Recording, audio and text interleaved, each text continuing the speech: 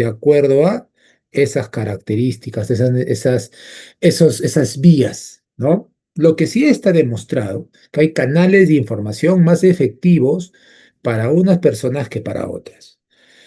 Nosotros procesamos la información por 7 vías sensoriales. Estimular las 7 vías sensoriales va a ser tremendamente imposible, porque en un aula de clase, porque procesamos por la vía auditiva, por la vía visual, por la vía oral, por el tacto, por el gusto, ¿no?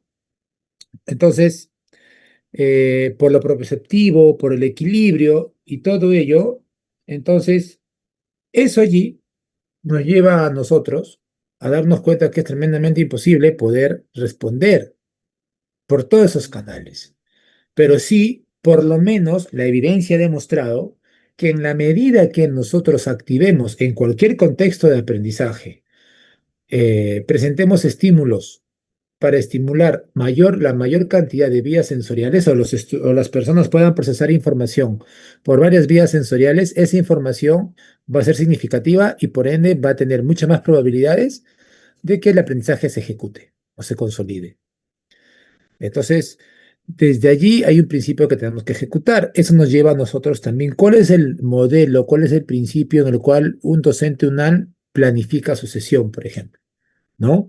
Cada docente es libre en cuanto está el formato, pero al momento de planificar también sería importante insertar allí los principios de universalidad, ¿no? Los principios de equidad, los principios de inclusión, para que pueda ahí darse cuenta de que se está respondiendo a la variabilidad de perfiles dentro de un aula de clase.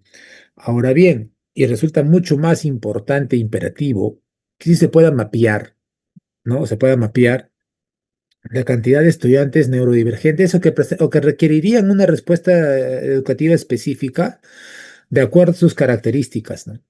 ¿Cuántos chicos autistas, TDAH o con alguna discapacidad existen en la universidad? Y de repente, a partir de los que se tienen mapeados, porque si vuelvo a repetir, va a ser muy complicado el que eh, esto se dé al 100% porque al final uno está subyugado a lo que el estudiante decida hacer. Si él decide, me dice si es TDAH, si no desea, no me lo dice, porque es información confidencial y que hay que respetar. Pero luego que parte de esta cultura lo que lleva es que justo eso, ¿no? Cambiemos la mentalidad. El estudiante no comparte su condición o su característica porque obviamente entiende que el entorno es perjudicial o es nocivo. Entonces, le va a traer más complicaciones que beneficios el que él pueda compartir que es TDAH, que es autista o que presenta cualquier tipo de discapacidad. Entonces, es por eso que dentro de las aulas también el contexto todavía en las aulas universitarias permanece mucho el arraigo de que del aprendiz o del estudiante promedio, del estudiante máximo, ¿no? Que es una competencia permanente el que destaca frente al otro, cuando en realidad en contexto universitario se permanece eso mucho. Quizá en el contextos educativos de educación básica ya todavía se está eliminando, permanecen fuertemente, pero todavía se elimina. Y ustedes dirán, Fernando, pero parte de ser competitivo no hay problema. Perfecto. Uno puede ser competitivo y competente, y otro puede ser de que quiera competir y demostrar que es mejor que el otro. Entonces, la competitividad no está asociada a qué tanto yo voy a demostrar que tú eres menos que yo o yo soy mejor que tú. La cultura inclusiva nos lleva a nosotros justo a ello, a que todos tengan sean aprendices expertos, es decir, sean conscientes de lo que están aprendiendo, le encuentren el valor a lo que le están aprendiendo y lo que están aprendiendo sea significativo para ellos, en función a ellos y claro, tomando como referencia el grupo, no en función al grupo.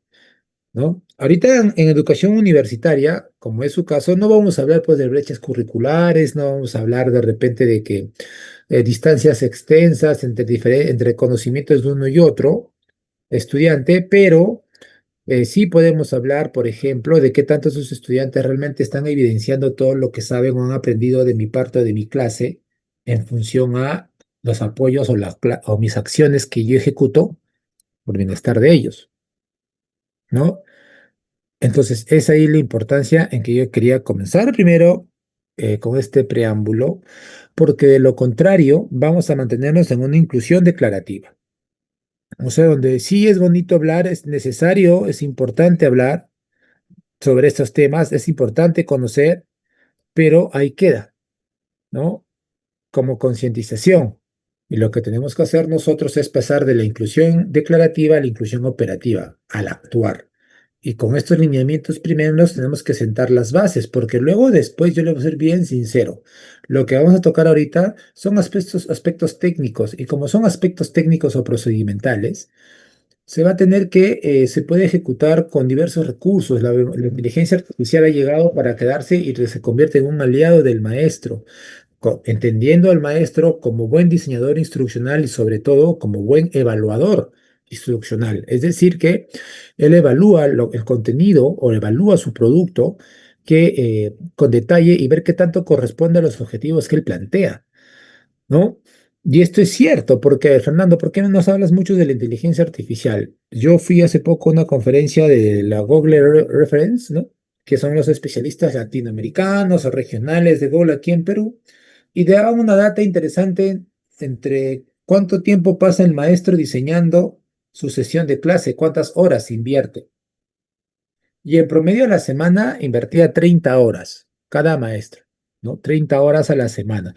Seguramente estaba hablando de un maestro de educación básica. 30 horas a la semana. De todas las semanas, que todas las horas que tiene de su cargo, de lunes a viernes, que era la mayor carga que tenía. Luego la dividía entre orientación a padres, entrevistas, clases per se, ¿no? Y luego dijeron, ahora vamos a mandar la data con maestros que utilizan inteligencia artificial, ¿no? Y cuando hicieron, para hacer sus sesiones, para diseñarlas. Y redujeron de 30 cantidad de horas a la semana, se redujo a 7 horas, ¿no? Por ejemplo, para citar un ejemplo. O sea, ahí nos estamos dando cuenta que el maestro planifica, la inteligencia artificial disminuye el tiempo, ¿no? Que se requiere, acelera procesos para que el maestro se centre en evaluar realmente la pertinencia de ese objetivo de aprendizaje propuesto inicialmente, ¿no? Porque de lo contrario, no tiene sentido, ¿no? No tiene sentido el utilizar la inteligencia artificial si no tengo yo claro a dónde quiero ir, con qué quiero ir y sobre qué quiero ir, ¿no? Por eso la importancia de que se establezca los perfiles de aprendizaje de los estudiantes, por lo menos de los neurodivergentes, ¿no? Porque ellos exigen una respuesta específica y de repente porque ellos incluso con la respuesta universal que se trata de implementar desde las aulas, no resultan atendidos. Entonces requieren una respuesta más personalizada. Comencemos entonces. A ver, bueno, son las normas de convivencia del taller. Aquí viene el título. Hoy en esta sesión lo que vamos a desarrollar son los ajustes pedagógicos en educación superior. Ajustes pedagógicos.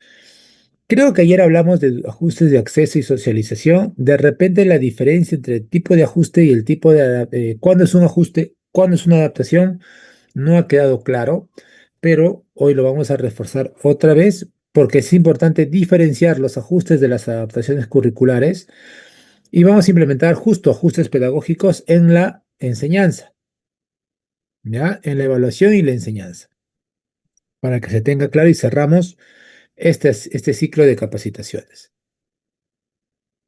Por lo tanto, el producto de hoy va a ser que al finalizar el presente taller, ustedes van a implementar o implementarán ajustes pedagógicos para estudiantes neurodivergentes. Ese tipo de ajustes puede ser de repente sobre la evaluación o sobre la enseñanza, como ustedes quieran, en función después de lo que yo voy a presentar. ¿Ya? A ver, ahí están ahí está, perfecto. Comencemos entonces. Cuando se habla de ajustes, ya el día de ayer más o menos les presenté la definición. Vuelvo a recordarles por si alguien de repente no pudo estar o entró tarde. Un ajuste razonable es una modificación, es un ajuste, perdón, es una adaptación, es transformar.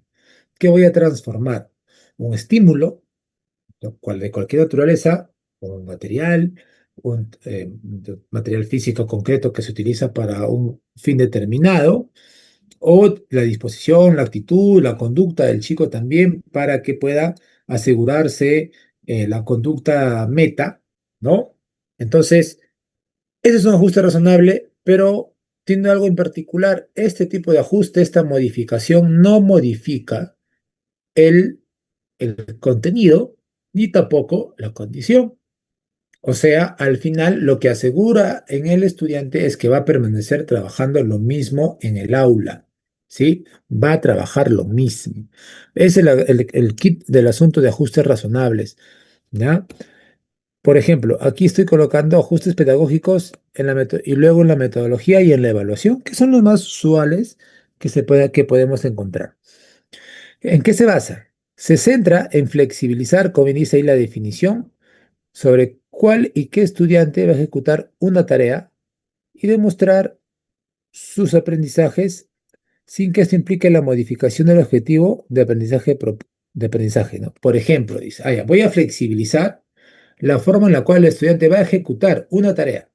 Perfecto. Y va a demostrar su aprendizaje, sin que esto implique la modificación del objetivo de aprendizaje. Por ejemplo, uso de aparatos tecnológicos como calculadoras, agendas digitales, correctores ortográficos, inteligencia artificial, etcétera. Personalizar los criterios de evaluación, extender el tiempo para las evaluaciones o prácticas calificadas, permitir diferentes soportes para la presentación de un producto, en fin, toda esa línea de ajustes. Ahora, entonces, Fernando, yo voy a poder ajustar mi metodología, es decir, cómo enseño, y la evaluación, a través de qué voy a verificar o voy a recoger los aprendizajes de los estudiantes con la finalidad de poder ver quiénes cumplieron y quiénes no. ¿Ya? Y hay otros más aspectos allí. Entonces, a modo de colorario, yo puedo tener como ajustes pedagógicos una actividad que pueda ser o que responda a estudiantes, por ejemplo, de diverso perfil cognitivo. Por ejemplo, si tengo un estudiante autista universitario, más allá del grado, tengo un estudiante TDAH, ¿no? Tengo mapeado, y tengo dos, tres que por allí me dan la presunción, pero no puedo yo definir, y de a poco, como están en la universidad, ya es algo pues también que no se les va a pedir a los papás, a menos que sean casos extremadamente complejos, ¿no? En esos casos sí se les pide que algún tipo de información, etcétera, para que puedan implementarse este tipo de ajustes, ¿ya? Después es en función al criterio del maestro, ¿ya? Bien. Comencemos entonces, a ver. Proponer actividades multinivel. Un ajuste pedagógico es proponer actividades multinivel. ¿Y qué es una actividad multinivel?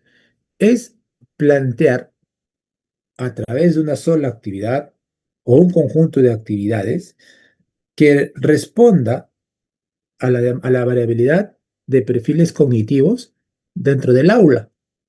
Y eso conlleva a que obviamente tengo que considerar algunas variables, como el tipo de conocimiento. Tengo que considerar la demanda cognitiva, ¿no? Para poder una actividad multinivel, ya si su nombre dice, ¿no? Multinivel. Ah, tengo que multinivelar, o sea, presentar estímulos cuyos niveles sean diferentes y ajustados a los estudiantes.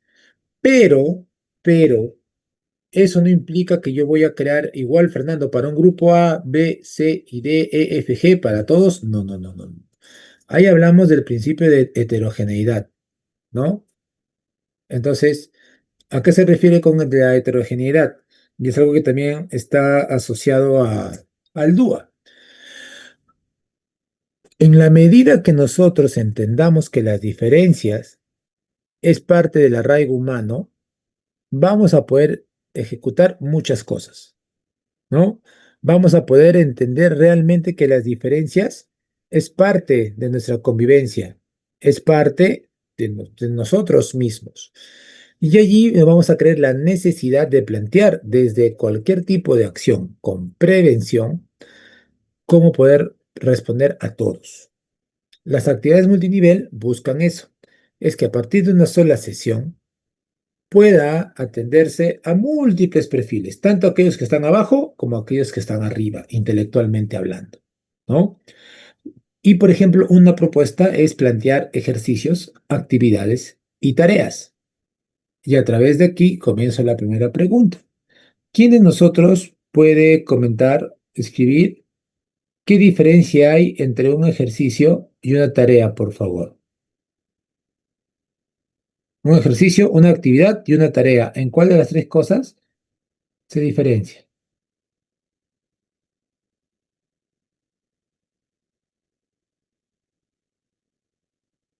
O de repente un rasgo distintivo.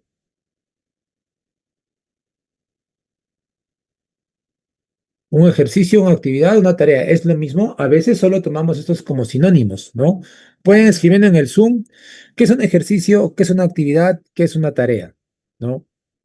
Tareas a veces se pensaba que es todo lo que se deja para que se haga en casa, ¿no? Las tareas, dice, ¿no? Ejercicios más se habla en matemática, Fernando, en aspectos netamente procedimentales, ¿no? Puede ser. Y actividades, generalmente actividades, todo es actividad, puede ser. Pero pedagógicamente hablando, cada una de estas tres tiene diferencias que es importante conocer.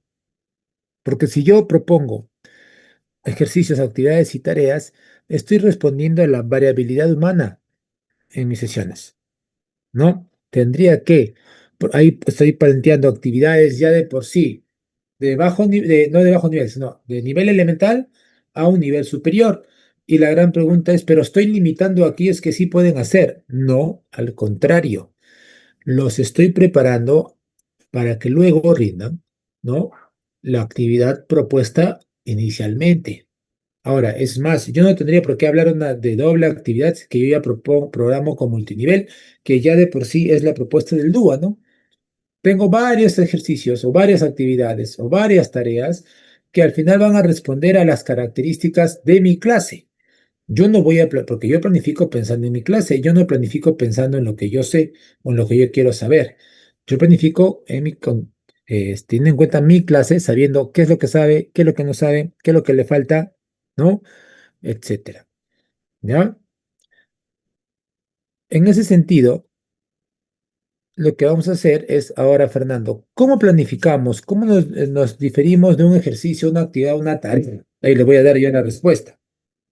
Un ejercicio es una actividad netamente memorística y reproductiva.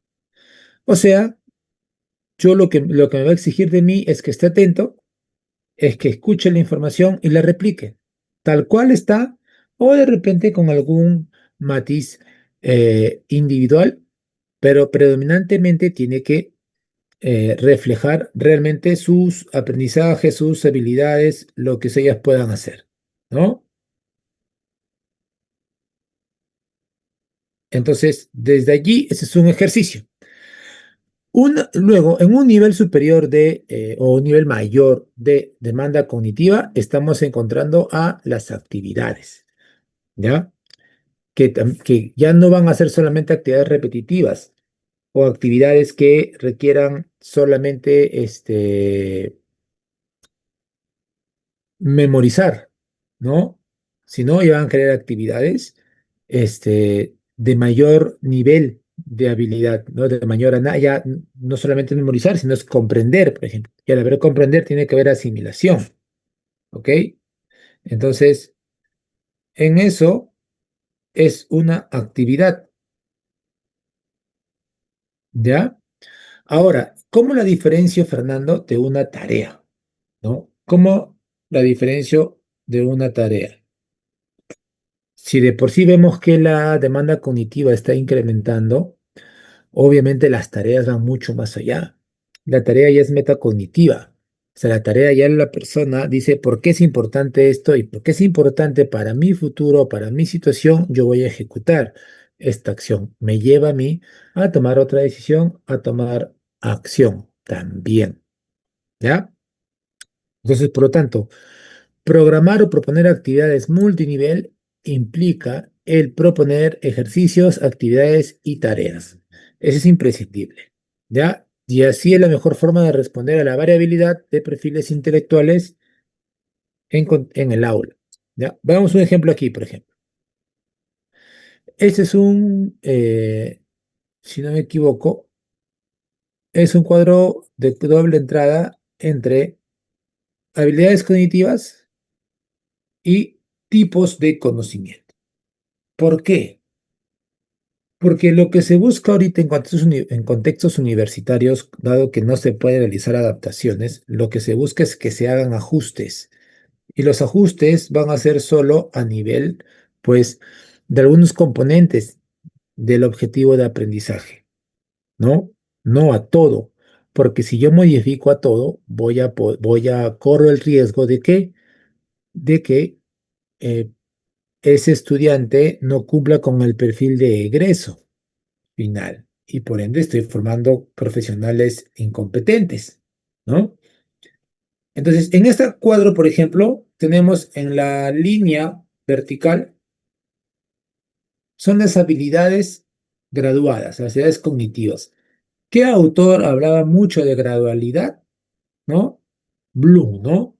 Y este está en base a la taxonomía de Bloom. Bloom es quien propuso que primero se reconoce, ¿no? Se memoriza, luego que se comprende y se conoce, luego que se aplica, ¿no? Luego que se evalúa y finalmente que se crea, ¿no? Entonces, a cada una de las habilidades superiores vamos a asignarle un tipo de conocimiento que es los colores que están arriba, ¿no? Que es en este caso es el factual, el procedimental, el físico y el metacognitivo. Ahí voy a invertir, ¿no? El tema de que, el tiempo de que, el tipo de conocimiento lo define el maestro, ¿ya? Es en este estudiante, ¿qué quiero que aprenda? ¿Qué es el contenido de esta sesión? Por ejemplo, el contenido de mi sesión de hoy ha sido ajustes pedagógicos. Ese es mi contenido, ¿no? Después, ¿cómo lo voy graduando?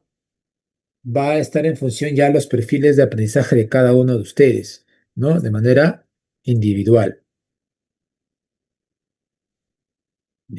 Y aquí hay un ejemplo, ¿ya? Acá hay un ejemplo. Yo he tomado esto de estudios generales, ¿ya? Donde dice, ¿no? El objetivo es practicar la aplicación directa, es un ejercicio. La aplicación directa de una fórmula o concepto. Ese es el objetivo. Ahora, están diciendo, ¿qué es lo que tiene que hacer? ¿Qué es el descriptor? Calcular el PBI bruto por el método del gasto en una economía cerrada y simple. Esa es la segunda parte. Y como tercera parte ya viene simplemente la instrucción que me tiene que desarrollar, ¿no? Yo en esta parte se les da los ajustes de acceso para que puedan comprenderlo, pero a la vez también el ajuste pedagógico es que yo estoy creando el recurso, lo estoy utilizando y lo estoy colocando en bien en este caso, de la persona o del estudiante. ¿Ya? A ver, ay, perdón, se salió. Ya, no se preocupe. A ver, se salió sin querer. Ya, ahí está, volvió. Aquí estoy con un ejemplo. Este para clase de matemática, ustedes pueden ver el objetivo del ejercicio es practicar la aplicación directa de una fórmula o un concepto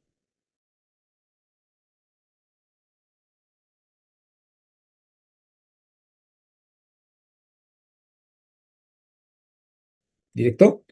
Y el objeto del gasto en una economía cerrada y simple es, da la siguiente tabla de datos económicos de la nación A para el año 2024. El consumo es tanto, la inversión en gasto público, las exportaciones no es de tanto. Realice lo siguiente, escribe la fórmula del PIB en el método del gasto, sustituye los valores correspondientes, ¿no? Y calcula el valor nominal del Producto Bruto Interno. Y asume, ese con respecto a algunas precisiones, ¿no? Que asuma que las exportaciones netas es cero, ya que es una economía cerrada. Todo esto, como ustedes pueden ver, no hay otro proceso enriquecedor que se esté estimulando. Fundamentalmente solamente es memoria, ¿no? Y es aplicación directa. Sí hay algunos conceptos, pero que más que verlo como algo realmente significativo, termina siendo algo alegórico o algo que incluso puede tranquear, ¿no? Como dicen coloquialmente, o puede perjudicar al estudiante al momento de sus evaluaciones, ¿ya? Entonces, por ahí también con mucho cuidado. Veamos entonces la actividad, ¿no? Una actividad es un conjunto de acciones que exigen en el sujeto activar habilidades de demanda media, habilidades cognitivas de demanda media. ¿Cuáles son? De acuerdo a la taxonomía de Bloom, comprender, por ejemplo, casi aquí en esa tabla, está comprender, aplicar. Esas dos habilidades son de demanda media. No, porque ya no solamente es recordar, ya estoy más traduciendo más allá de la memoria. Ya tengo en memoria, recuperé la información en memoria y ahora lo que llevo es ahora es analizarla, procesarla, ¿no? Si la comprendo, genial, y si la aplico, mucho mejor. Y si la evalúo, mejor todavía, ¿no? Tengo que hacer esos cruces con la taxonomía de Bloom, ¿ya? Es la que más se utiliza. Vamos a hacer un ejercicio. ¿Me pueden decir ustedes, por favor, algún área, de repente de que ustedes enseñen para, junto con eso, crear un ejercicio, por favor? ¿Algún área en particular que enseñen un curso? ¿No? Áreas aquí no se llaman, no, sino cursos o asignaturas, por favor. Una asignatura, cualquiera, la que ustedes deseen. Ya, gracias, profesor Carlos Alfredo. El curso es contaminación, la asignatura es contaminación del agua, ¿verdad? Ya, perfecto. ¿Ya? Entonces, sugerencia. Yo aquí, para aligerar los tiempos, voy a utilizar una IA. Ustedes pueden hacerlo ya su expertise porque yo no soy experto en las asignaturas propias de la universidad. Yo les doy el proceso. ¿Ya? Yo les voy a dar un ejemplo con el curso que yo enseño en la universidad, que es este que estamos trabajando ahora en este taller, y luego ustedes lo replican, ¿no? Eh, por su propia cuenta. ¿Ya? Vamos a compartir. Voy a abrir el Gemini. Yo utilizo mucho más Gemini, ¿ya? Yo utilizo mucho más Gemini porque es de acceso libre, controla mucho las fuentes que revisa, ¿no? Y que utiliza, por eso también. A ver, voy a compartir.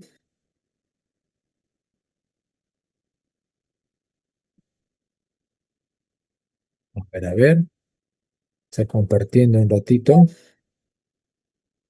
Ya, ahí está.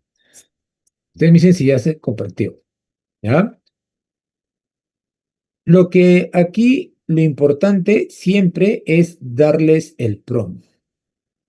Eso es lo que manda. Ya ustedes seguramente lo saben, ¿no? Yo les expliqué también el día de ayer cuando hablamos de la accesibilidad. Aquí yo no voy a pasar un documento, lo que yo voy a hacer es crear desde cero que me dé lineamientos, ¿no? Sugerencias. Entonces, a ver, primero, tengo que darle el prompt, a ver, perdóname, un diseñador instruccional, siempre le coloco eso, inclusivo, especialista en ajustes razonables. Adaptaciones no se habla aquí, recuerden. En contextos universitarios yo no hablo de adaptaciones, solo de ajustes, ¿ya? Y DUA, ¿ok? Dominas la taxonomía de Bloom. Ahora, un dato importante. La imagen que yo les he compartido es de la taxonomía de Bloom, pero es la versión actualizada de la última del 2021, que es la revisión de Anderson y Cratwood. Entonces, hay que utilizar esa taxonomía, ¿por qué? Porque cruza el tipo de conocimiento con la habilidad cognitiva que quiere plantear, ¿ya? Entonces, aquí, taxonomía de Bloom según Anderson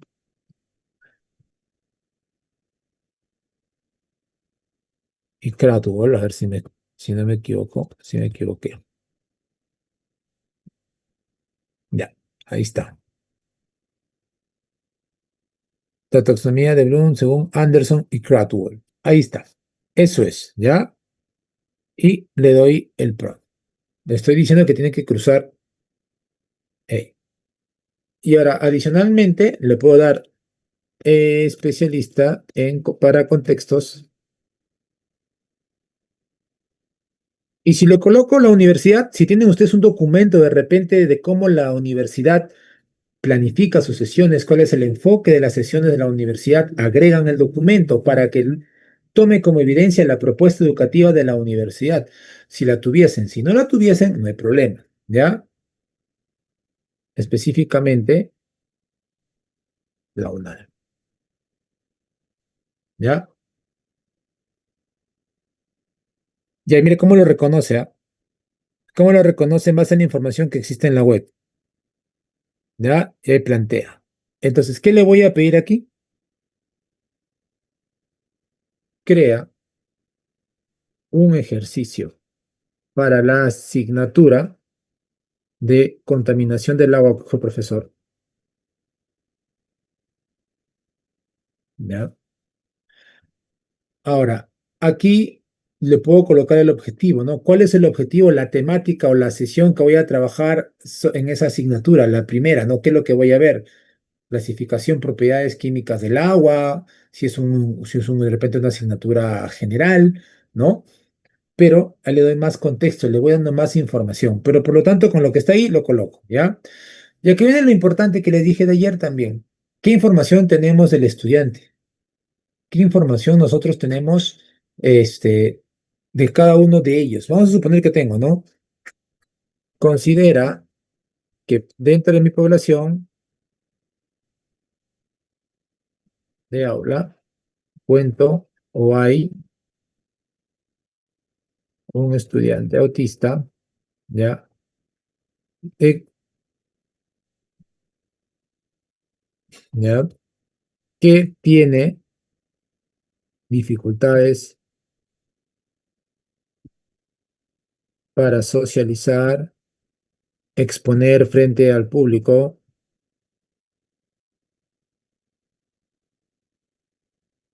¿ya? Así como para pedir ayuda.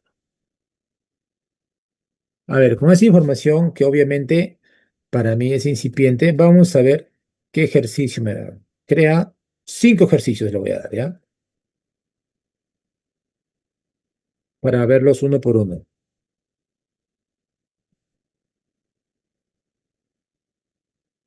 Vamos ahí. A ver.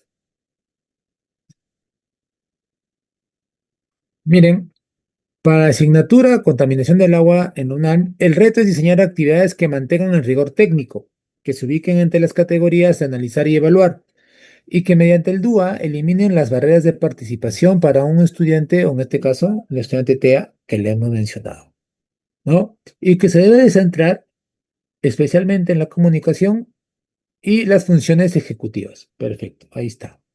Sí, comenzamos.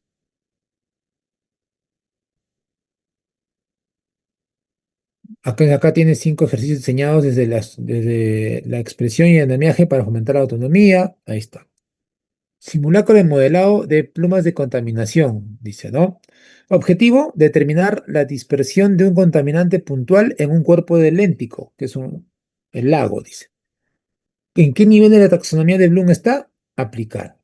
Perfecto. Si me sirve para mi clase, la tomo. Si no me sirve, la descarto. ¿Ya? ¿Qué tienen que hacer los estudiantes? Tienen que calcular el transporte de una descarga de nitratos usando parámetros de flujo. Miren, aparentemente yo de forma ignorante puedo decir, pero curso contaminación, asignatura contaminación del agua es poquito lo que tiene que hacerse, pero mira la cantidad de información que va cogiendo de la web y que me va dando alternativas. Y aquí vienen algunas recomendaciones para que desde el DUA se pueda trabajar, ¿no? Proporcionar una guía de autoconsulta paso a paso y un canal de comunicación asíncrono como un foro certificado para dudas, evitando la presión de preguntar frente a todos. Por ejemplo, ¿no? Ahí ya hago un grupo muy selecto, ¿no? Con la finalidad de que él pueda comunicarse o comunicarle a nosotros algo que no esté yendo bien, ¿no? La segunda actividad ya va sobre todo en el panorama de analizar, ¿no? cuyo objetivo es contrastar resultados del laboratorio con los estándares de calidad ambiental para agua en Perú, ¿no? Y ahí se coloca, ¿no? Y ahí cada uno de los eh, ejemplos me van a llevar justo eso, a que sea un ejercicio. Muchos de los que actualmente trabajamos en el sector educación no usamos o no replicamos tanto a diferenciar entre ejercicio y actividad, pero sí la hay una diferencia significativa en cuanto al uso de información que se va a utilizar y la que se pretende despertar en la otra persona al momento de plantearle esos estímulos o esas preguntas. ¿Ya? Y ahí vendría algo más, los objetivos hasta evaluar. Y me daría más ejemplos y me da algunas recomendaciones.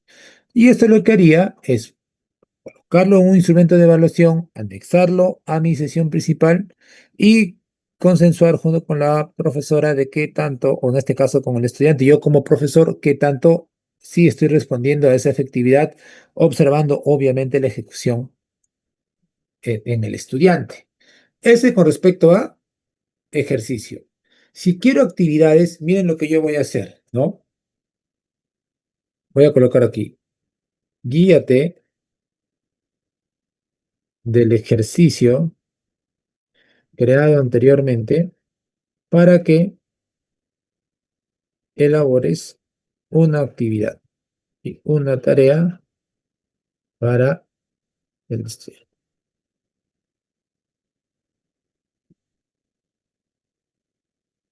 Estoy ahí dándole el prompt, ¿ah? Ojo, basándome en la primera y ya convirtió lo que era un ejercicio a agregado adicionalmente para que sea una actividad, ¿no? Actividad en clase, diagnóstico silencioso de la cuenca del RIMAC, ¿no? Ya le da un contexto mucho más específico. Y ahí ya diversifica los objetivos. Hay un objetivo cognitivo ahí que es analizar, ¿no? Y los resalta cuáles son. Y también hay una dinámica y una estructura de cómo se va a ejecutar, por ejemplo, ¿no? Que aquí está. Algunos lineamientos tiene que ver al andamiaje de la carga visual, participación mediada por tecnología, ¿no? Protocolos, etcétera. Y hay otro que dice propuesta de migración en formato libre. También hay otro conjunto de actividades que yo estoy creando y adicionalmente, para que ustedes noten la diferencia, puedo crear este de acá. Ahora, crea una tarea.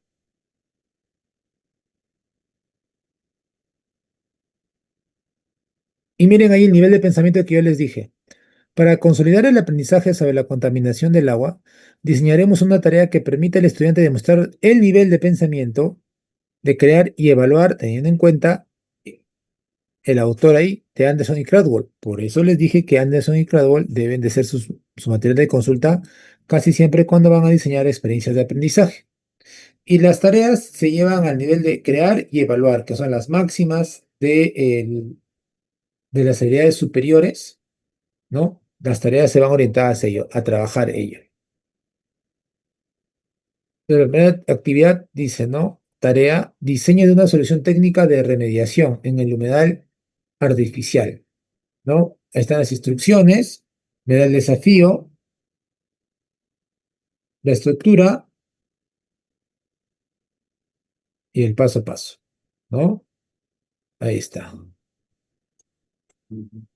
Aquí estoy creando, miren, en lo que va serán 10 minutos he creado un ejercicio, una actividad y una tarea.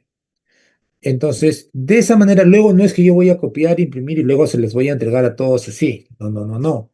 Es que aquí viene ya nuestro segundo rol y quizá el que nos va a llevar mucho más tiempo, que tenemos que evaluar el contenido. ¿Qué tanto esa información realmente va, número uno, es lo que quiero transmitir, número dos, es relevante para el estudiante y número cuatro, qué tanto eso también se va a utilizar después?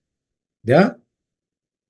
Esto es entonces en lo que respecta al primer ajuste pedagógico, que es en la evaluación, ¿no? Que nos lleva a formular ejercicios, actividades y tareas. ¿Alguna pregunta hasta aquí? ¿Algo que no ha quedado claro? ¿Otra asignatura de repente para usarla como ejemplo? Si tienen ustedes ahí una, genial, por favor, les agradecería.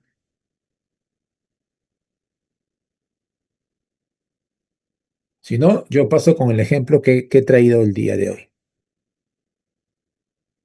¿Ya? Aquí está el ejercicio, la actividad y aquí está ya la tarea, ¿no? Aquí está la tarea. A ver, ¿alguien ha escrito ahí? Procesos industriales, perfecto. Ya. Profesor Carlos Alfredo, ¿tiene usted de repente un estudiante con alguna característica particular allí que lo podría La- escribir? Verdaderamente hasta ahorita no me ha tocado ninguno con características peculiares. Ya, perfecto. Vamos a hacer lo siguiente entonces. Vamos a darle desde la parte universal. ¿Ya? Yo a veces cuando comienzo a trabajar estos recursos, los profesores me dicen, o incluso hasta mis propios alumnos, profesor, la inteligencia artificial lo hace todo. Sí y no, me digo. La inteligencia artificial hace todo el proceso técnico, pero no recae en cuenta de, por ejemplo, estas precisiones. Yo puedo decir, haz por favor un ejercicio, una actividad, una tarea para procesos industriales y para los estudiantes y ya, y lo va a crear, pero a veces toda la información ella no lo va a filtrar, no va a decir, no, esta información no es coherente con el sílabo, no es coherente con el área, con la universidad. No, por eso es que cada vez más el game hay que personalizarlo más y eso ya depende de nosotros, ¿no? Ya el prompt depende de nosotros. Entonces, un ejemplo más, a ver, y acá está. Como aquí ya tiene el prompt establecido, ¿no? Ya, yo lo voy a colocar aquí. Ahora crea un ejercicio, una actividad y una tarea para la asignatura de procesos industriales.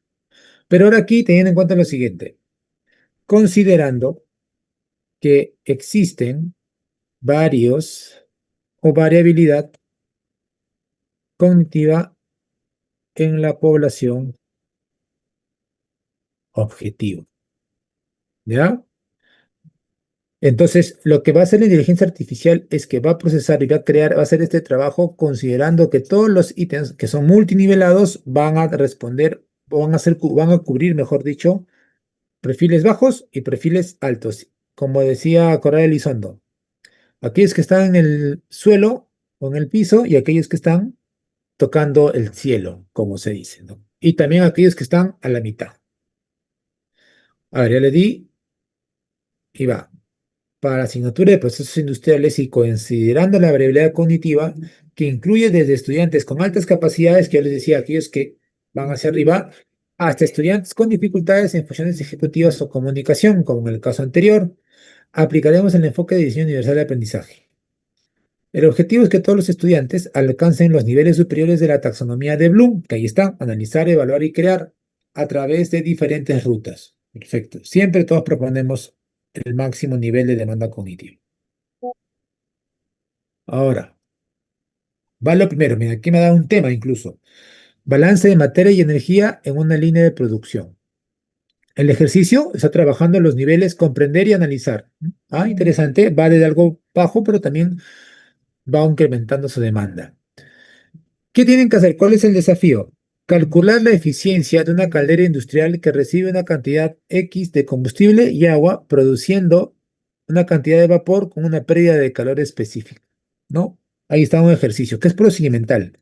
O sea, ahí no hay mayor elucubración, no hay mayor análisis entre lo que tiene que hacer o tendría que hacer el estudiante, ¿ya? Opción A, para la variabilidad cognitiva, dice, se entrega el diagrama de flujo de bloques con los datos de entrada y salida ya ubicados. El estudiante solo debe aplicar la fórmula de balance. Bueno, ahí está el ejercicio. Y la opción B, que es más abstracta, nos dice, se entrega un problema narrativo denso donde el estudiante debe extraer los datos y construir un propio diagrama de flujo. En el anterior nosotros le damos ese diagrama. En el segundo él lo hace. ¿De qué depende, Fernando? Ahí lo que yo haría es en función al perfil. Si me aceptan, de que le cuesta mucho ellos armar el plan de acuerdo a lo que piden, o lo estoy pidiendo yo, se lo entrego ya definido. Tú vas a hacer esto, ¿no? Para que evitamos arbitrariedades, ¿ya? Y ahí está el ejercicio. Ahí viene ahora la actividad en clase. El nivel que está trabajando y es mayor. Recuerden que el ejercicio estaba como comprender y analizar. Aquí está partiendo desde analizar a evaluar. ¿Cuál es el tema? Identificación de cuellos de botella en un proceso de manufactura. ¿Cuál es la dinámica que me está proponiendo aquí la IA? Que trabaje, dice, la simulación de estaciones de trabajo. Se analiza el proceso de producción de una conserva de pescado o un producto lácteo, muy común en los entornos de la Universidad Agraria. Miren, todavía lo personaliza más aún. Me desmienten ustedes si no es así. El diseño inclusivo, ahí está, dice múltiples medios de representación. Se presenta el proceso mediante un video de planta real, un diagrama de Gantt y una descripción textual de los tiempos de cada máquina, por ejemplo. ¿Ya? Múltiples medios de compromiso. Los estudiantes que prefieren la interacción social pueden debatir en grupos pequeños sobre cómo optimizar el tiempo. Los estudiantes con perfiles más técnicos o introvertidos pueden trabajar individualmente con un simulador de procesos tipo Excel o software específico para encontrar el punto crítico. Para que al final lo que me van a tener que entregar es en lugar de una exposición oral, cada grupo o individuo sube una propuesta de mejora a algo digital comentando las propuestas de otros de forma escrita. Ah, ok. Entonces aquí ya siempre la actividad va a orientarse siempre a un producto, ¿ya? Eso no lo olvidemos. Siempre toda actividad va a orientarse a un producto, al que tenemos que hacer. Y aquí viene la tercera, la tarea, que es crear, nivel crear. ¿Qué va a crear? Un plan de control de calidad e higiene industrial. El desafío, ¿cuál es? El diseñar un protocolo de seguridad y control, una línea de procesamiento de alimentos, considerando puntos críticos de control. Y ahí está. Y me están ahí. ¿Cómo quieres demostrarlo? A través de un manual de procedimientos o a través del tablero de control visual, un dashboard, ¿no? Donde va a colocar allí el diseño de cómo va a ser ese tipo de control de calidad o higiene industrial, ¿no? Allí, en ese dashboard, yo lo puedo especificar, que son diversas formas de representar o evidenciar su aprendizaje. Hay un mapa de riesgo dinámico también, ajustes para la variabilidad, que justo se entiende aquí a estas diferencias interindividuales que hay entre un sujeto y otro. Y ahí me comentan, ¿no? Se entrega un cronograma que de la tarea dividido en tres pequeñas hojas, ¿no? Hito 1, hito 2, hito 3. Y se va trabajando ahí con él. Ahora, si la tarea es individual y hay estudiantes que presentan déficits en la socialización, aquí lo importante es la retroalimentación por escrito, ¿ya? Con una rúbrica. Muchas veces nosotros no entregamos el feedback de manera clara, sobre todo de algo que ellos ya han hecho. Entonces no saben ellos, los estudiantes, cómo poder mejorar y sobre todo aquellos que presentan mayores alguna condición en particular. ¿Ya? Por eso, en este caso, siempre es importante retroalimentar oportunamente y sobre todo que el estudiante lo reciba casi inmediatamente. ¿Ya? Bien. Y allí vemos todo lo que respecta a ejercicios, actividades y tareas. ¿Ya? Siempre recuerden, las tareas van a orientar los niveles superiores de demanda cognitiva. Los ejercicios van a estar siempre en el piso, en el subsuelo, llegarán a conocer máximo, memorizar, o buscan eso como máximo, mientras que aquellos que están de repente en un nivel más arriba, que son las actividades, ya buscan analizar, buscan crear, ¿no? Buscan evaluar, en fin, todos las otras variables o verbos, perdón, que podemos utilizar dentro de la taxonomía de Bloom. ¿Ya? Listo, y ahí está. Yo particularmente me hice mi gem. ¿Qué es un gem? Que es un asistente personalizado en Google. ¿Para qué? Para que me ayude a evaluar, por ejemplo, mis sesiones, qué tan accesibles eran.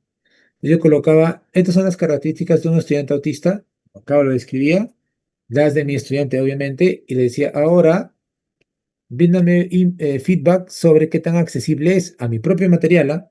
y me daba lineamientos y yo los voy cambiando en función a ello. Este ciclo no me ha tocado, por ejemplo, ningún estudiante neurodivergente, pero tengo que diseñar de esa perspectiva porque puede haber estudiantes que más allá ni siquiera tengan noción de que están dentro del espectro autista o que son TDAHs o que tienen otro tipo de condición.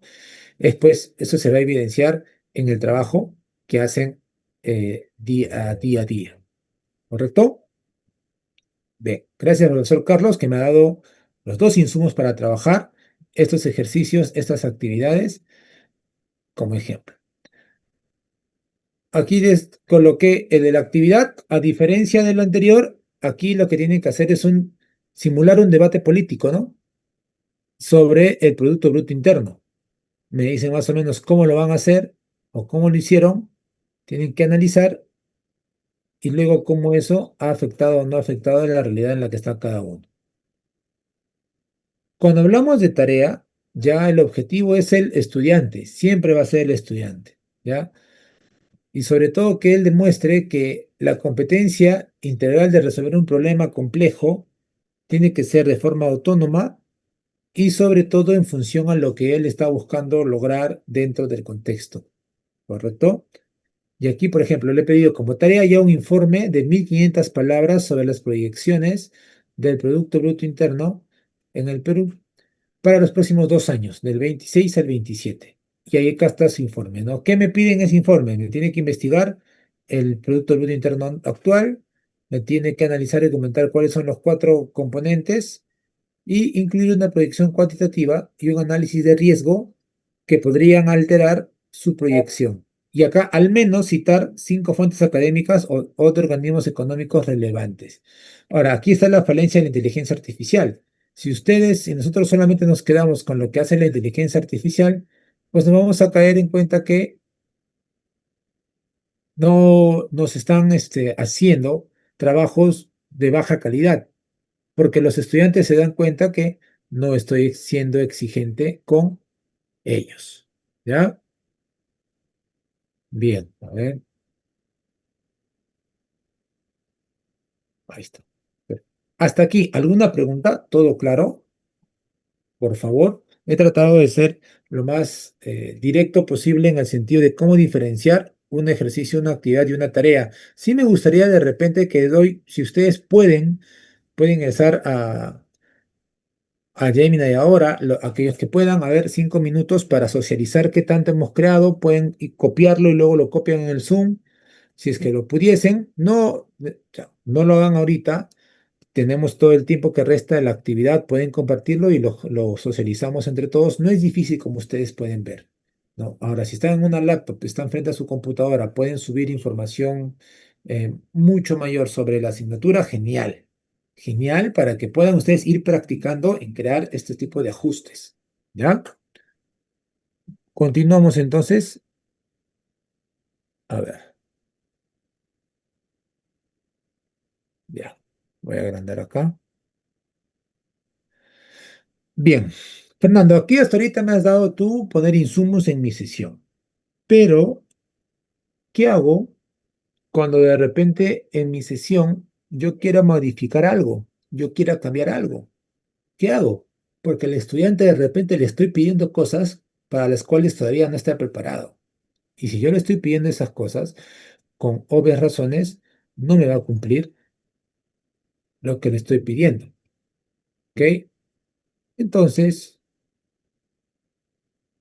nosotros podemos hacer modificaciones a los siguientes niveles, ¿ya? Primero, todo objetivo de aprendizaje tiene este componente según John Maher en 1962, que son las pautas de Maher.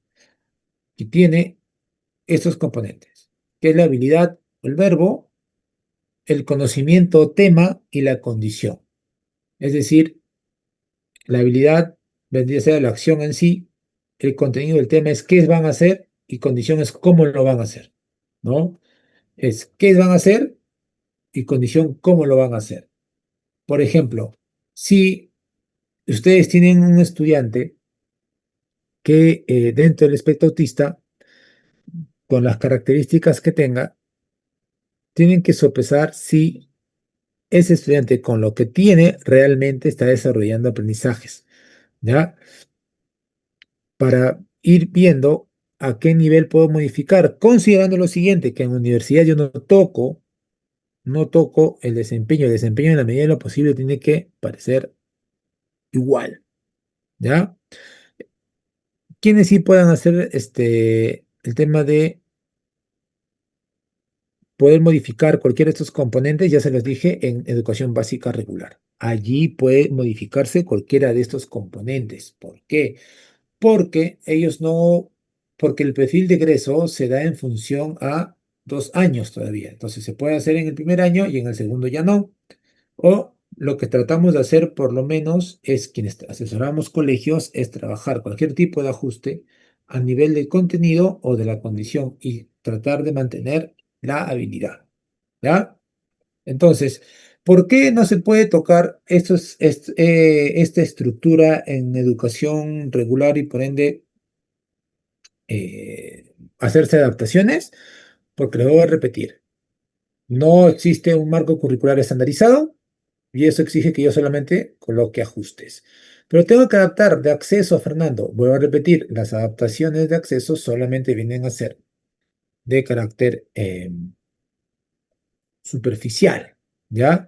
En cambio, cuando yo hablo de ajustes o, pedagógicos, ya me estoy ciñendo aquí a la actividad, a la enseñanza, a cómo el maestro va a responder frente a esa diversidad que tiene en su aula, ¿ya? Bien, a ver.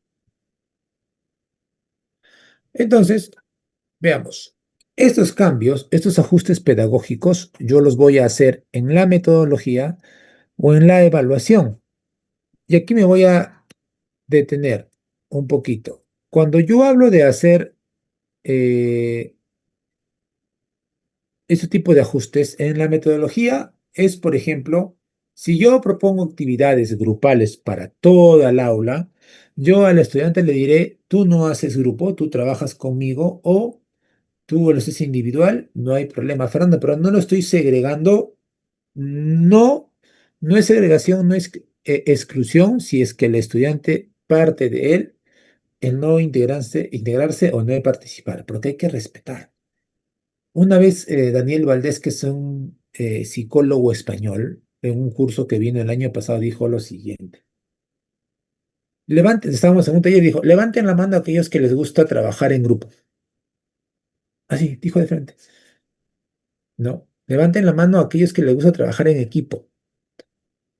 Casi el auditorio, casi, casi todos no levantaron. Levantaron tres, cuatro, cinco, si estoy exagerando, ¿no? Y los demás no levantaron. Y él mencionó, y está bien, nos han vendido la idea de que todos nosotros debemos ser líderes y de que y que socializar está muy bien y que socializar, hacer todo en grupo es lo mejor. Y en realidad no es correcto eso, porque yo no puedo sopesar o ejecutar algo si estoy en contra, si ese algo me genera ansiedad, si ese algo me genera estrés o si ese algo me genera algún tipo de reacción desproporcionada, yo no puedo estar de acuerdo con eso, ¿no?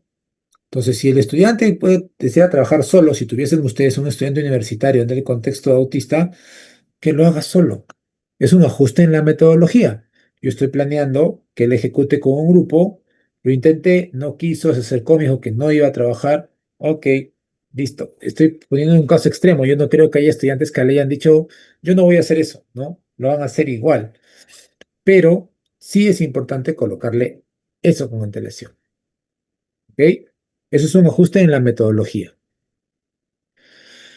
Hacer una actividad grupal en lugar de una individual o viceversa, ¿no? De repente ahí le voy cambiando eh, el tipo de texto de artículo científico con el cual va a trabajar, ahí le doy un artículo científico con ajuste de acceso también, y al hacer eso, al cambiar la forma en cómo va a recoger sus evidencias, también estoy haciendo un ajuste en la metodología. Ahora, ¿qué pasa? Yo puedo realizar también ajustes pedagógicos asociados a la evaluación. ¿Qué hago ahí? Y eso es aquí es el más complicado. ¿Cómo yo puedo hacer un ajuste pedagógico en la evaluación? Es la diferenciación de los criterios de evaluación. Allí yo no estoy modificando, no voy a tocar absolutamente nada. del desempeño regular. No lo voy a tocar, porque no podría, porque si yo modifico el objetivo o el desempeño de la asignatura que ustedes enseñan, estoy poniendo en riesgo, nuevamente les digo, el perfil de egreso que ha propuesto la universidad. Por eso aquí toda modificación o cambio se da a nivel de criterios de evaluación. Ya no se da ni en la habilidad, ni en el contenido, ni en el desempeño, tal cual se habrá ejemplificado eh, en la presentación pasada. ¿Ya? Bien, miren ahí entonces. Como estamos hablando que un ajuste pedagógico se puede dar en la evaluación, y específicamente aquí lo que yo voy a modificar es el instrumento de evaluación.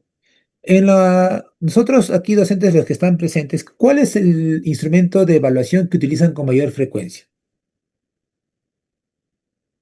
A ver, díganme.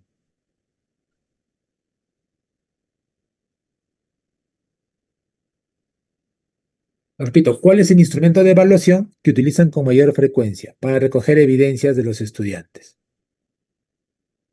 ¿Es una rúbrica, una lista de cotejo, una escala de observación, de valoración? ¿No?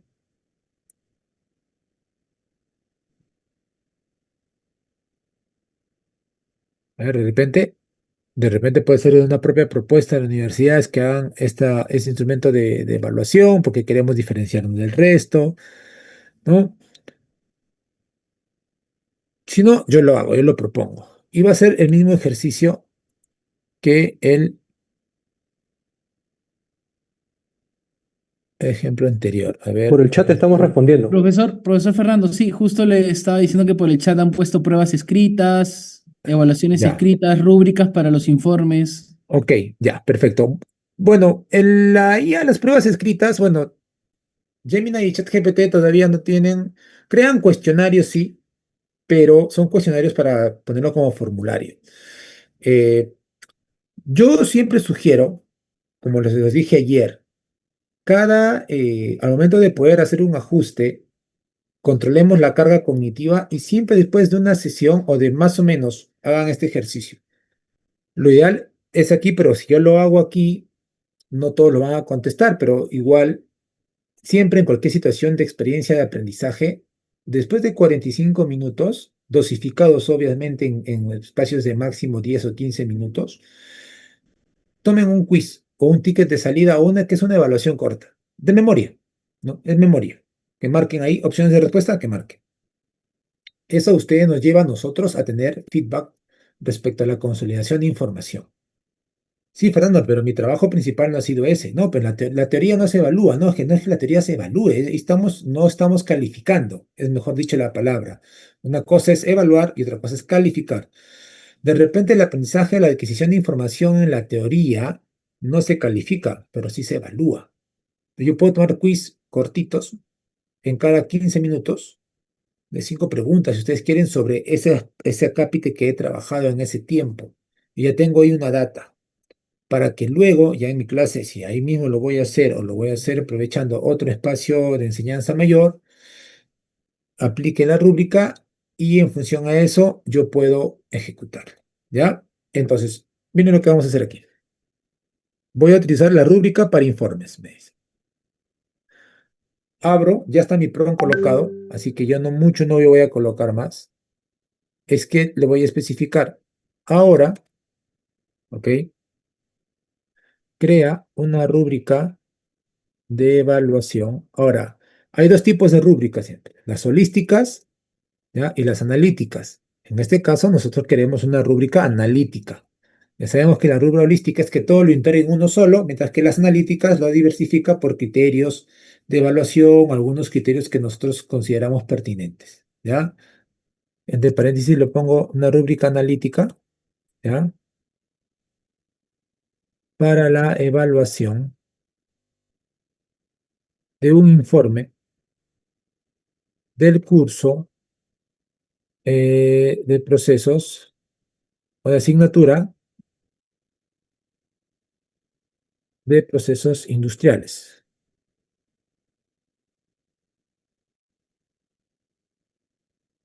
Ya. Aquí tenemos dos opciones. o la crea de cero o va a tomar en cuenta alguna que yo ya tengo. Si yo ya tengo mi instrumento de evaluación, yo tengo mi rúbrica, yo la subo aquí, en este más de acá, le doy subir archivos, ahí subo y le digo, ahora crea una rúbrica analítica en función al documento adjunto que considere los siguientes aspectos. Especificamos y luego le damos crear. ¿Ya? En este caso, le estoy colocando crea una rúbrica analítica para la evaluación de un informe de la asignatura de procesos industriales, teniendo en cuenta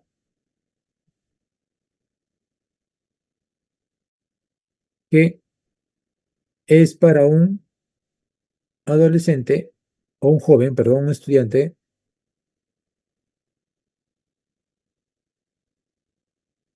con discapacidad, perdón, no, con dislexia, mejor dicho, con dislexia, punto, o con disgrafía, ¿ya? Su, sus párrafos, ¿ya? Son coherentes,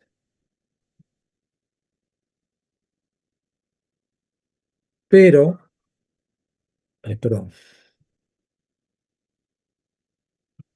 son, aquí voy a colocar, pero sus producciones son incipientes. Une las palabras, vamos a poner, une las palabras no es muy, es ya muy de colegio. Ahí nomás le coloco. Y le doy.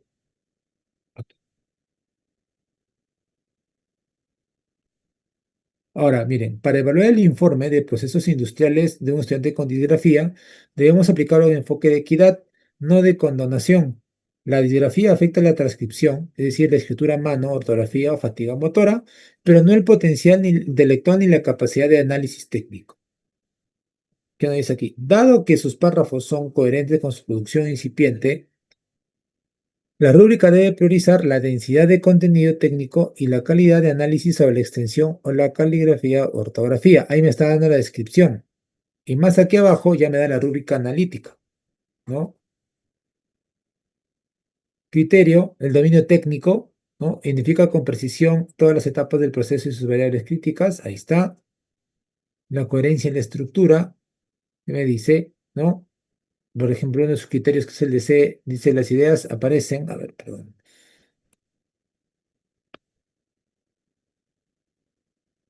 Ahí está, las ideas aparecen aisladas y no forman una secuencia de procesos clara, de procesos clara. Entonces ahí me va dando, como nosotros podemos ver, no están penalizando al estudiante porque es o porque tiene disgrafía. Está considerándose esas características dentro de la evaluación para que justo esas sus características de disgrafía no lo perjudique y no genere que, por ejemplo, una nota desaprobatoria, ¿no? Aquí ya estoy considerando ello. Miren, y aquí me ha dado más de un criterio: dominio técnico, coherencia, análisis de eficiencia, uso de apoyos, uso del lenguaje técnico. Y aquí yo modifico y tengo toda mi rúbrica.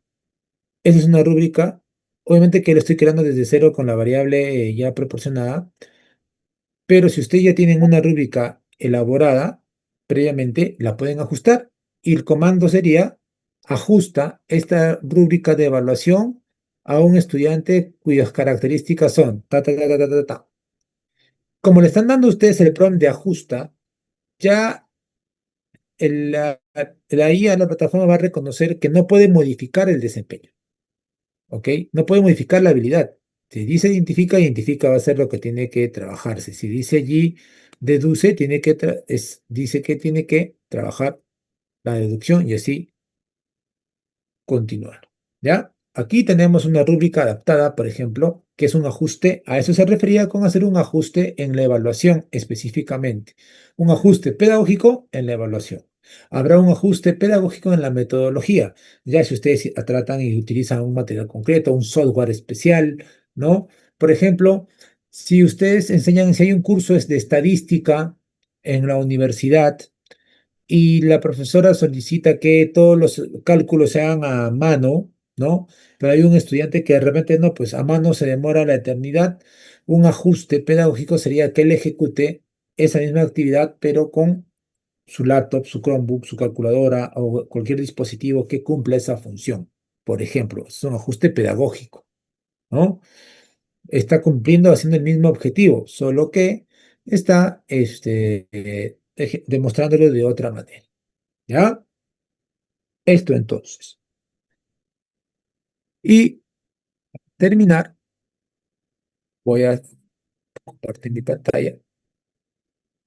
Bien, aquí entonces estoy presentando los ajustes pedagógicos en la metodología y en la evaluación. Aquellos que van a ser mucho más personalizados van a ser aquellos asociados a la evaluación, por lo que implica, ¿no? Definición de criterios, modificación hasta de contenidos. Y cuando hablamos de contenido, vamos a hablar a tipos de conocimiento, ¿correcto? Entonces, existen cuatro tipos de conocimientos, ¿ya? Que básicamente se van a diferenciar en función, valga la redundancia, al nivel de profundización que tiene cada uno de ellos.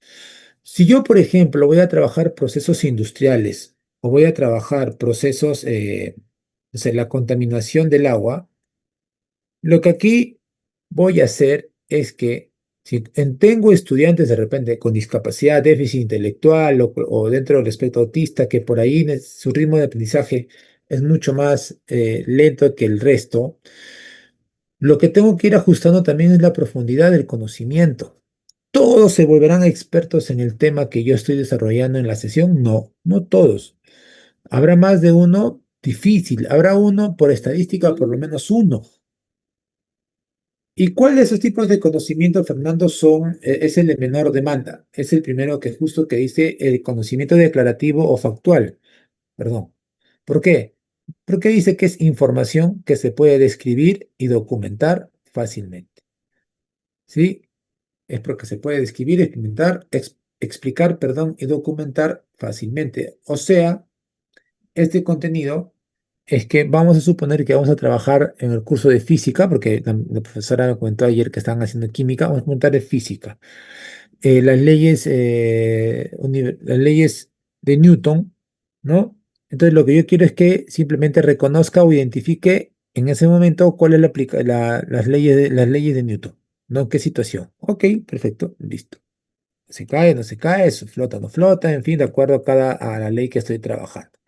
Eso sería a nivel solo declarativo. Solo le estoy pidiendo que la información que va a describir, explicar o documentar sea de forma fácil. Ya no es algo tan complejo. Es un contenido superficial, es un conocimiento superficial.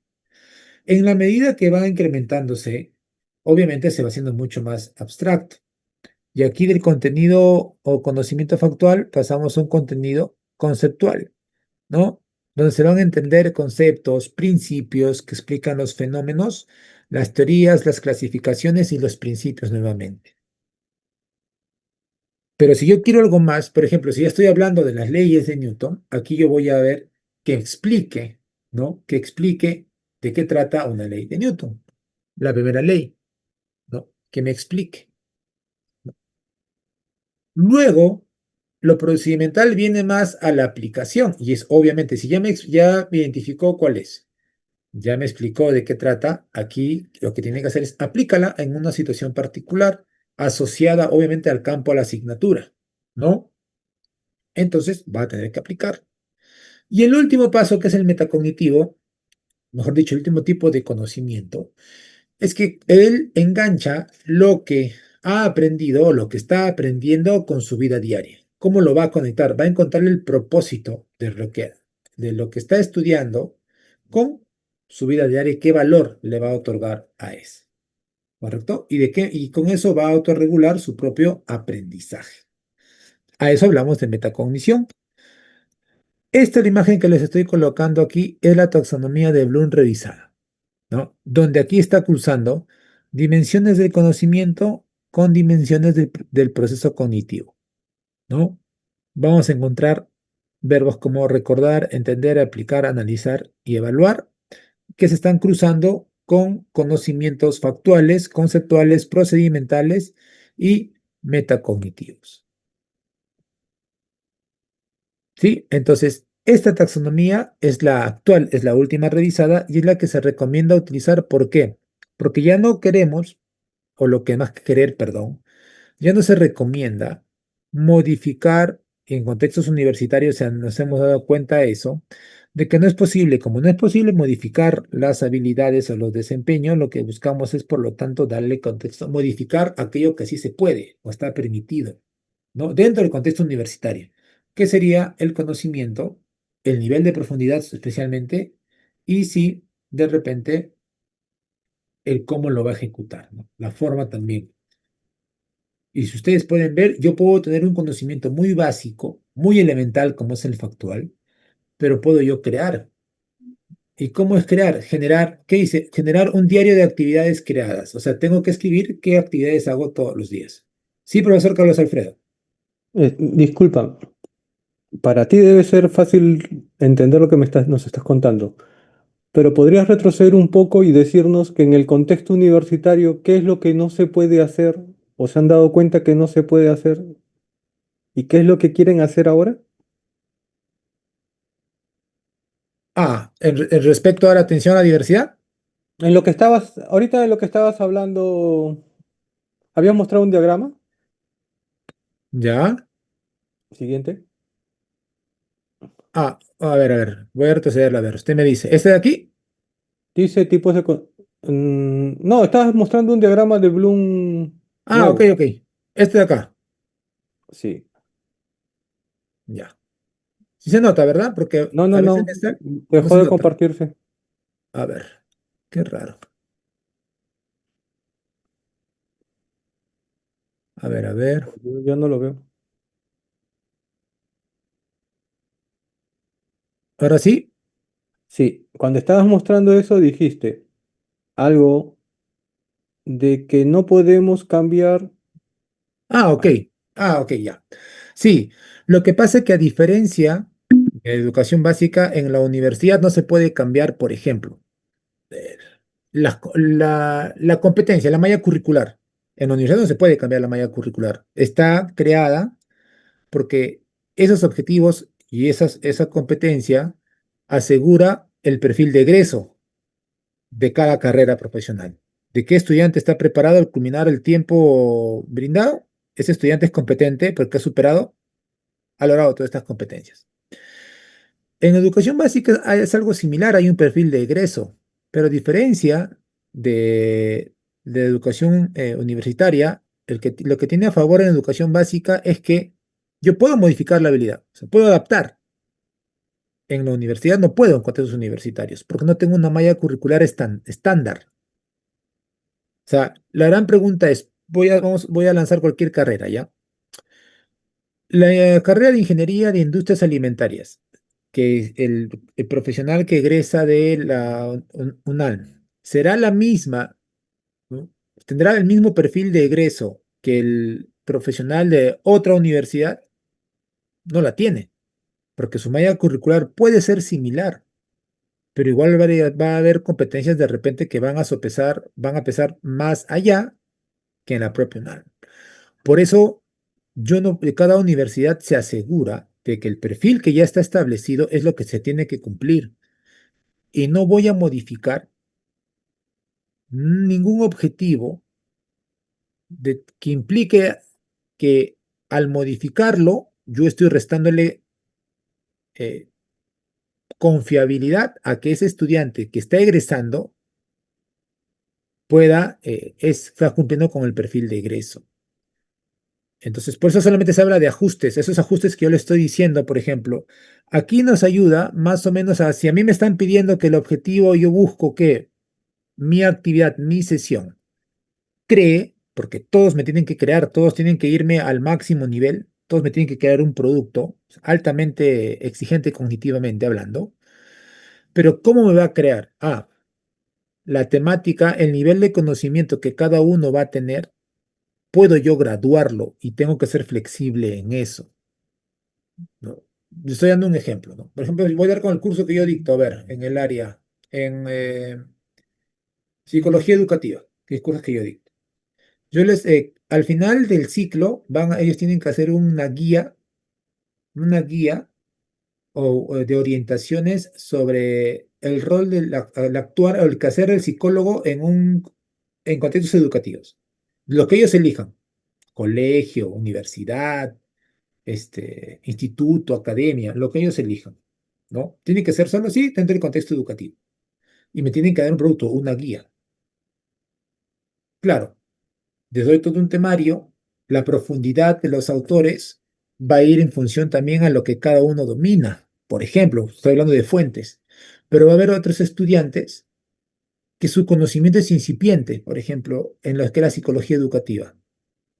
Yo no voy a pedir que ese estudiante que su conocimiento es incipiente, por razones que fuesen, en este caso estamos hablando porque hay una condición de base, una condición neurobiológica, llega al mismo nivel de profundidad o de dominio del tema que alguien que ya previamente domina.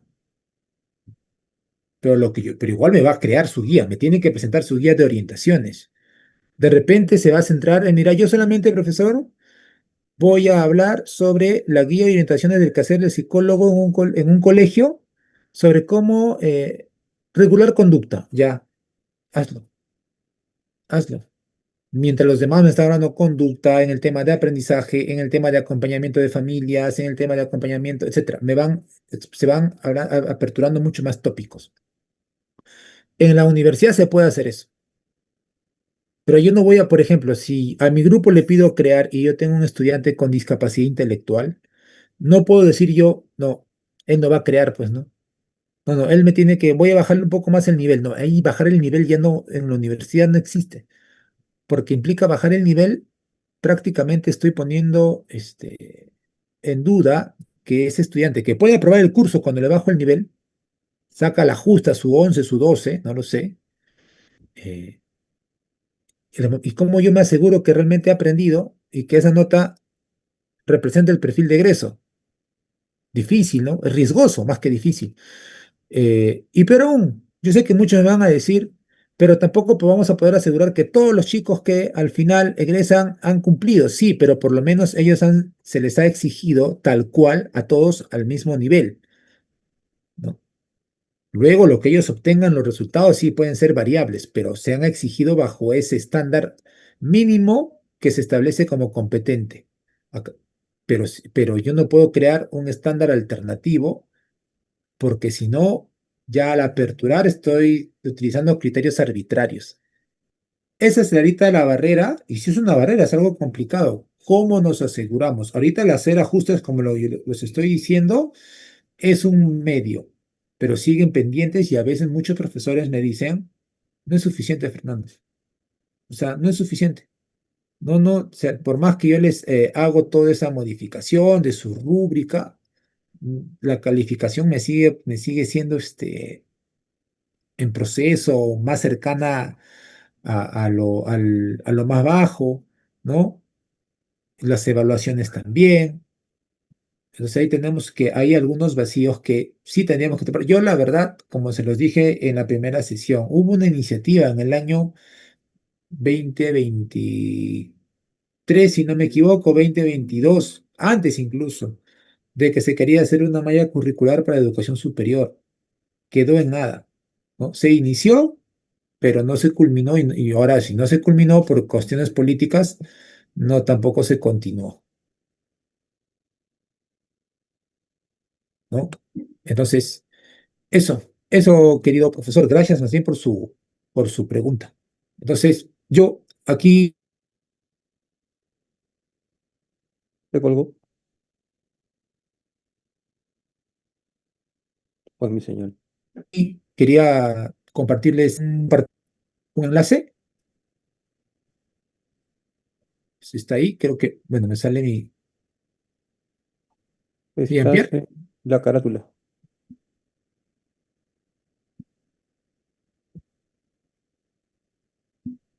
Hola. Sí, profesor Carlos, lo escucho.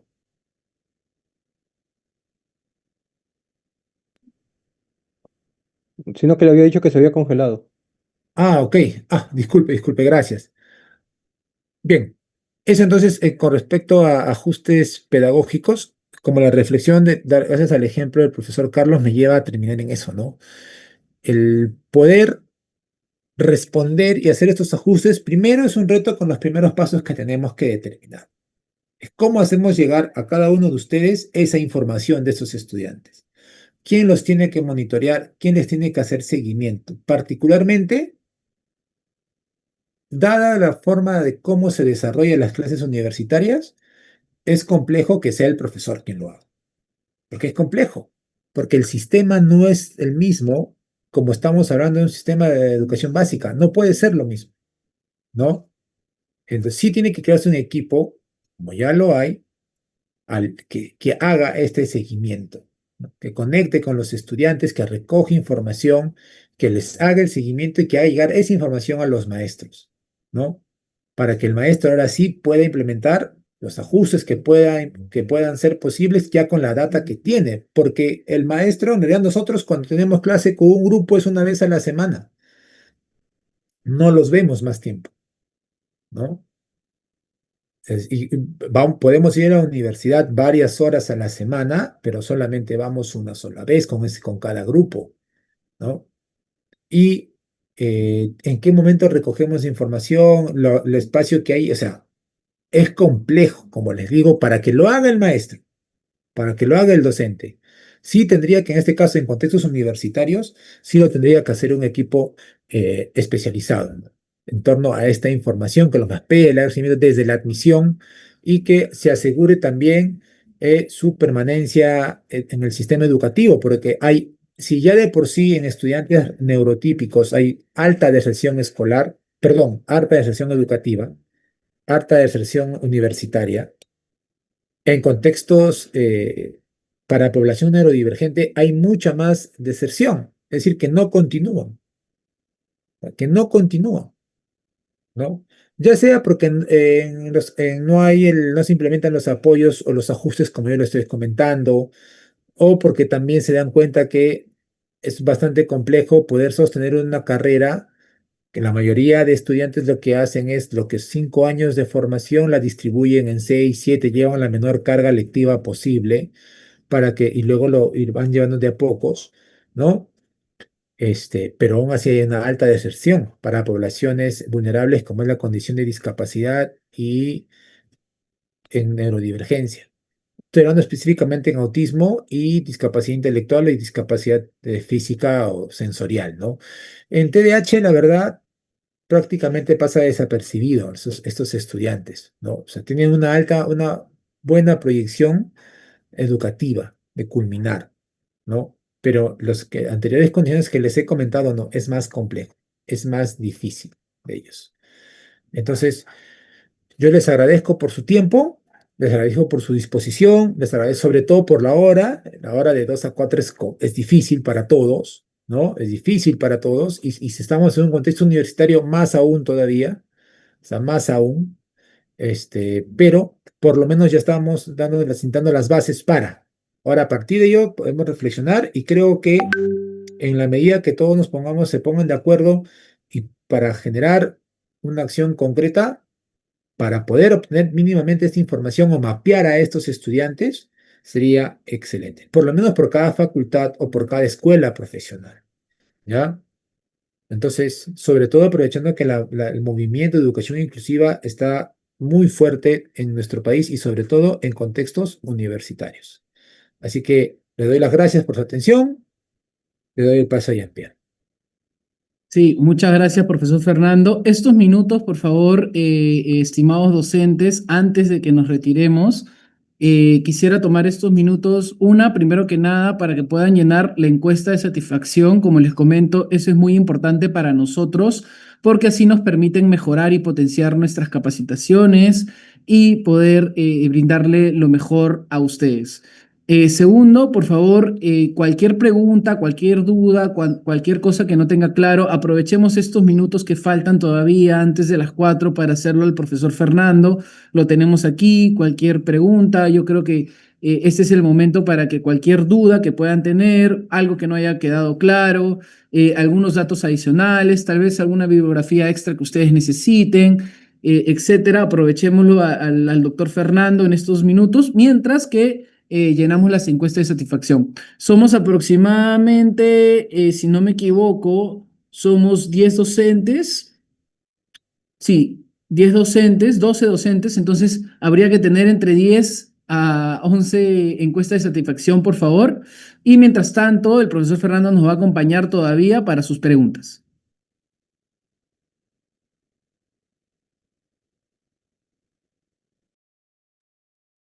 Muchas ¿Puedo hacer gracias, preguntas? profesor Elvira. Sí, sí, profesor Carlos, lo escuchamos, sí. Lo que yo estaba viendo, había tomado nota de lo que habías indicado hace un minuto o hace un par de minutos, y estabas diciendo que las competencias no se pueden cambiar. ¿Por qué no puedo cambiar las competencias? Ah, ok. Listo, profesor. Sí, claro. Lo que pasa es que esas competencias que se han creado Ujú, responden a un perfil de egreso, en- ¿no? claro. De cada escuela profesional o de cada profesión. Ujú. Entonces, si yo le cambio, si yo cambio esas competencias para todo el grupo, no hay problema. Cuando se refiere para todo el grupo es... Para todos los estudiantes que están formando en esa carrera o para ese curso. Todos los estudiantes que lleven ese curso. Entendí. O sea, individualmente el profesor no puede cambiar las competencias en el aula. Él las recibe, él ya las recibe. Claro, Él ya viene claro, establecido. ¿A eso te refieres? exacto, ujú, exacto. Ya. Y Por eso es luego difícil. Ujú. vi que hacías símil entre competencia y habilidad. ¿Son lo mismo? No, no, no, no era, sí, no es que lo que pasa es que competencia, para yo ser competente en algo necesito adquirir habilidades, Ujú, conocimientos, ujú. ¿no? Necesito actitudes, tengo que tener un conjunto de estos aspectos para yo hacerme competente, ¿no? La competencia es el resultado de haber adquirido todos estos conocimientos, habilidades, actitudes, motivaciones que me movilizan a lograr ser competente en algo.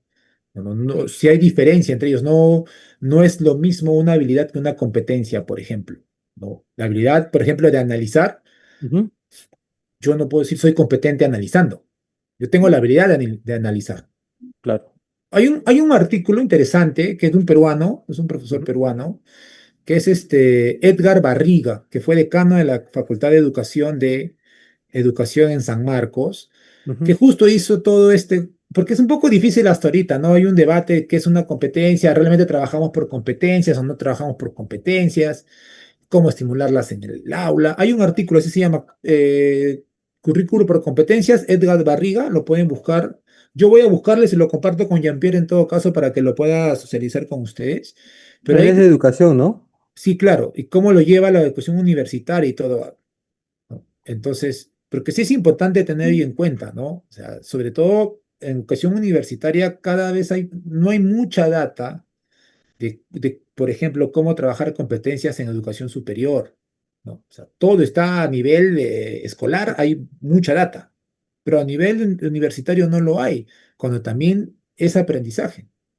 O sea, Fernando, tiene que haber también. otra pregunta. En tu ejemplo que tú estabas dando de hacer una guía pedagógica, ¿así la llamabas? ¿La guía de tu curso? Ajá, exacto, ujú. No hay Ok. orientaciones. Ujú, Tú decías, por ejemplo, que un alumno abarcaba múltiples, disculpa que no sé los términos exactos, pero en la cabeza lo que me quedó es, un alumno abarca múltiples variables, mientras que el otro alumno abarcaba una sola variable. ujú, Ok. Y aún así, tú evitas usar el término bajó el nivel, pero claro. no, o sea, ¿no bajó el nivel verdaderamente ese alumno? Lo que pasa es que bajar el nivel es, por ejemplo, como lo expliqué allí, yo quiero que ellos creen, me tienen que crear una guía. La Ya realidad es que crearon, creen. listo, claro, O sea, lo que pero la comparación que estaba haciendo es al tipo de contenido, que el conocimiento que ellos iban a trabajar era varias variables iban a abarcar, pero en este caso él se iba a sentar solo en una variable porque era esa variable de su dominio, ¿no? claro, pero en la calidad del contenido no bajó, No, la calidad del contenido no. comparando con el resto de sus compañeros. Lo que pasa es que justo allí, ahí el match que tenemos que hacer es comparando con el resto, Sí. probablemente en cuanto a cantidad, sí hay una gran diferencia significativa, ¿no? Y te hago esta pregunta, ¿por qué? Porque, por ejemplo, yo veo que, y voy a usar tu profesión, ¿le tienen miedo al término bajar el nivel o que lo califiquen de bajar del nivel? Pero nosotros, por ejemplo, cuando hacemos investigaciones, nosotros sabemos muy bien cuando una investigación tiene un buen nivel o un nivel bajo, y en función a eso sabemos hacia dónde dirigirlo para publicarlo. Y en función a eso también nos puntúan. Y uno internamente sabe en qué nivel está. No, claro. Lo que pasa es que en lo que se respecta a diseño instruccional o enseñanza, bajar el nivel es que ay, a ti no te voy a exigir, al otro sí. A eso es a lo que me refiero. Se confunde eso, ¿no? A ti no te exijo y a ti sí te exijo. Eso, por ejemplo, se entiende como bajar el nivel, no hacer exigente. Yo te voy a exigir igual. Claro, pero Si si le quiero que exigiera me igual, produzcan, yo te voy tendría a que decirle exigir. que abarque las otras variables. Exacto. Yo te voy a exigir igual. Tú me vas a trabajar esa variable, pero esa variable igual tiene múltiples aspectos para que tú puedas desarrollar. Y yo te voy a exigir para que lo hagas. Y al momento de evaluar, ¿cómo lo voy a evaluar? Cuando él ha abarcado menos que el resto.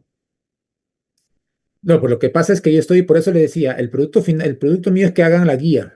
La temática Claro, es, me pero tiene, en tu rúbrica, por ejemplo, tú habrás puesto ahí, abarcan cuatro variables, abarcan tres no, si lo hago, variables, es que lo que pasa es que ahí no lo pondría por cantidad de variables, sino por la información que me presentan, la calidad de la información. ya, pero Porque si le pongo por cantidad de ahí no está variables, sí lo siendo penalizo. sesgado, Perdóneme, ahí no está siendo sesgado, sesgado en el sentido de que le estoy beneficiando a él del ajá, grupo.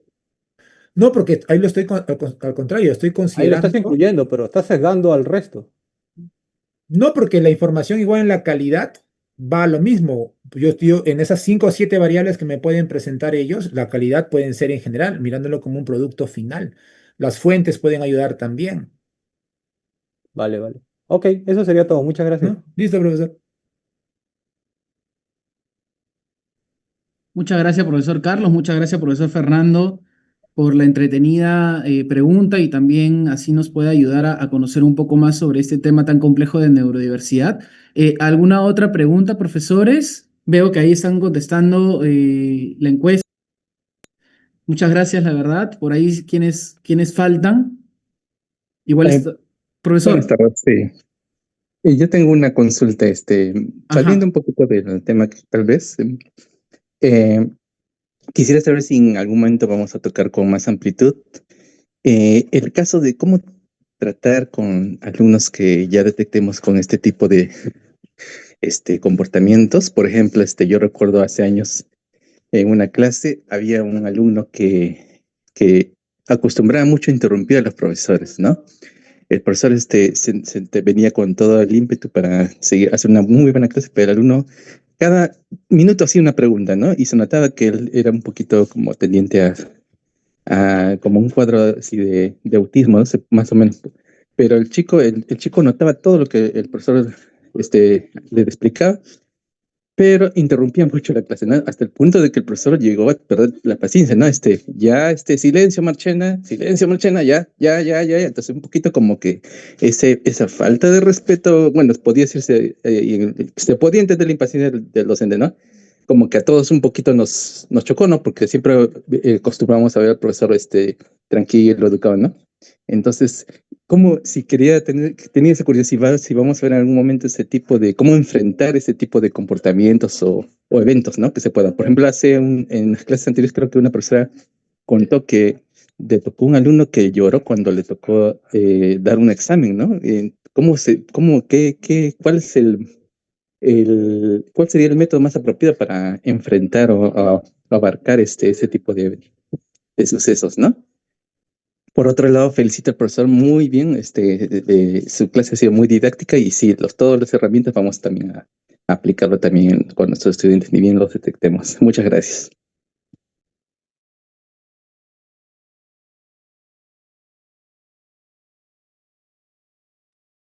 Profesor Fernando.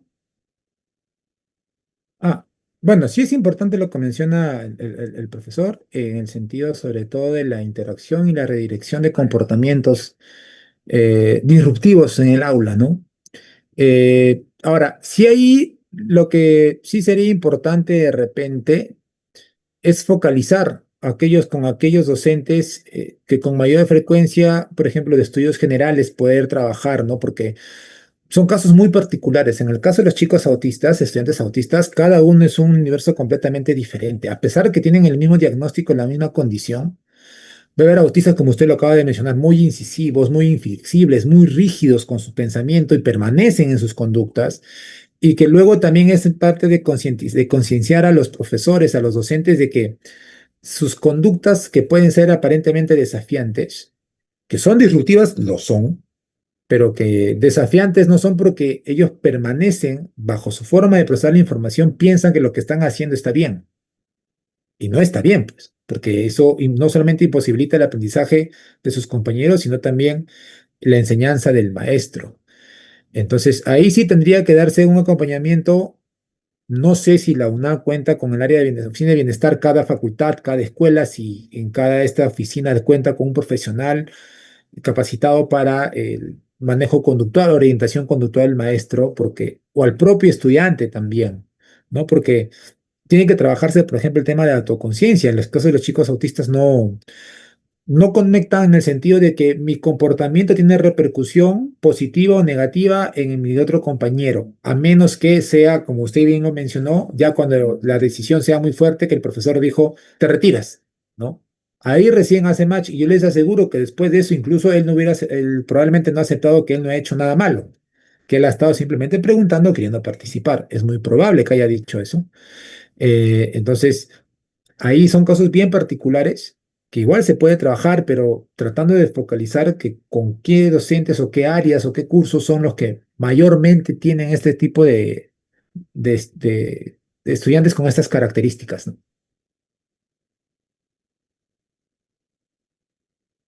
Listo, profesor Fernando, muchas gracias. Entonces, por favor, para combinar, no se olviden de llenar la encuesta, aún todavía tenemos estos días. Les voy a pedir, por favor, a todos los que estemos presentes que puedan prender sus cámaras, una foto final ya de este taller tan importante. Muchas gracias, profesora Denise, muchas gracias.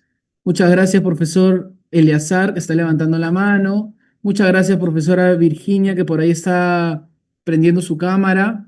Y a todos los que puedan prender su cámara, por favor, los invito a hacerlo. Y a los demás, una manito arriba para que nos acompañen y sepamos que están ahí. Entonces, muchas gracias, profesor Miguel. Entonces, vamos a tomar la foto final. Profesor Fernando no está en la cámara. Usted sí tiene que estar.